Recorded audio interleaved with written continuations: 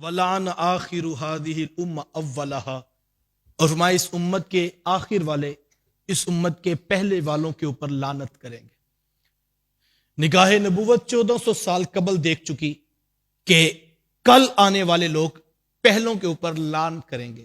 پہلوں کے اوپر تان و تشنیع کے تیر برسائیں گے، پہلوں کو برا بلا کہا جائے گا۔ اس کی بہت ساری تشریحات کی جا سکتی، لیکن میں صرف ایک بات کر کے مکمل کرتا ہوں۔ میں یہ کہتا ہوں، اگر آپ صرف امام ترمذی علیہ رحمہ کی روایت کردہ اس حدیث کو بطور قول فیصل لیں اور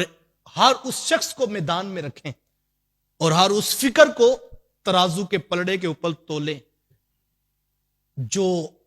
ماضی میں گزرے ہوئے بزرگوں کو برا کہہ رہی ہے،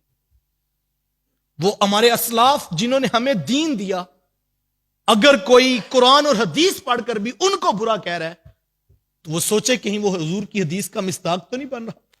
کہ حضور نے فرمایا تھا بعد میں آنے والے پہلوں کے اوپر لعنت کریں،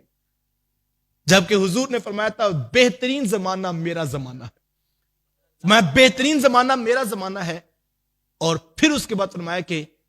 بہترین زمانہ اس کے بعد میرے ماننے والوں کا زمانہ ہے، یعنی صحابہ کا دور، تابعین کا دور، یہ بہترین زمانہ حضور فرما رہے ہیں، اور یہ بہترین لوگ ہیں۔ اور اگر کوئی منہ کھول کے وہاں تک بھی جا کے حملہ کر آتا ہے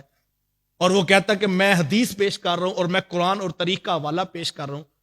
تو پھر وہ قرآن نے کہا تھا یضل بہ کثیرا ویہدی بہ کثیرا، یہی قرآن ہے، اس کو پڑھ کے کچھ گمراہ ہو جاتے ہیں اور کچھ ہدایت کو پا جاتے ہیں۔ تو ہمیں یہ تعلیم دی گئی تھی، ہم نے بڑوں کو برا نہیں کہنا۔ اگر آپ اپنے باؤ اجداد کو برا کہہ رہے ہیں، اپنے اسلاف کو برا کہہ رہے ہیں، اپنے مذہبی رہنماؤں کو برا کہہ رہے ہیں، اور وجہ صرف اپنے نفس کی خواہش ہے اور اپنے آپ کو منوانا مقصود ہے کہ میں بہت بڑا عالم ہوں اور میری ریسرچ دیکھو، میرے پبلیکیشنز دیکھو، اور میرے جو ہے وہ آرٹیکلز دیکھو، میں نے کتنی ریسرچ کر لی ہے اور پیچھے والوں کو کچھ نہیں پتا تھا، آج پتا لگا ہے، اور وہ یہ ثابت کرتا ہے کہ میرے علاوہ کوئی شخص بھی ہدایت پر نہیں ہے،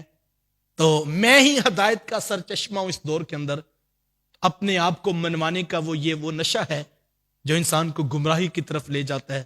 حضور میں ایسے لوگ آئیں گے جو اپنے ماضی پر گزرے ہوئے بڑوں کو برا کہیں گے اور اپنے آپ کو منوائیں گے۔ ہم اسی لیے میرے استاذ مکرم اکثر فرمایا کرتے ہیں، آپ فرماتے کہ بیٹا کوئی چیز پرانی ہو جائے نئی لے لو، نئی چیز میں جدت ہے، نئی چیز میں سہولت ہے، نئی چیز میں آسانی ہے، لیکن بیٹا یاد رکھنا دین جتنا پرانا ہوگا اتنا گنبد خضرا کے مکی کے نیڑے ہوگا۔ ہم نے دین نیا نہیں لینا، دین وہی ہے جو حضور داتا گنج بخش علی حجویری لے کر آئے ہیں، دین وہی ہے جو خواجہ معین الدین چشتی اجمیری لے کر آئے ہیں، دین وہی ہے جو شاہ نقش بند بخاری لے کر آئے ہیں، دین وہ ہے جو ہمارے بزرگوں نے، ہمارے اسلاف نے ہمیں دیا ہے۔ زمانہ بڑی بھی تحقیق کر جائے، زمانہ بہت بھی آگے چلا جائے، لیکن دین کے بتائے ہوئے اصول دائمی ہیں، اور اس کی بڑی وجہ یہ ہے ہمارے بزرگوں کا عمل پختہ تھا، ان کا اعتقاد اور ان کا یقین کامل تھا، تو نتائج معاشرے کو نصیب ہو رہے تھے۔ اور اگر آج ایسا نہیں نصیب ہو رہا تو اس کی بڑی وجہ یہ ہے کہ ہمارا یقین اور ہمارے اعتقادات اور ہمارے اعمال کی پختگی نہیں ہے، ورنہ آج بھی گفتگو لوگوں کو ہدایت کی راہیں عطا فرماتی ہے۔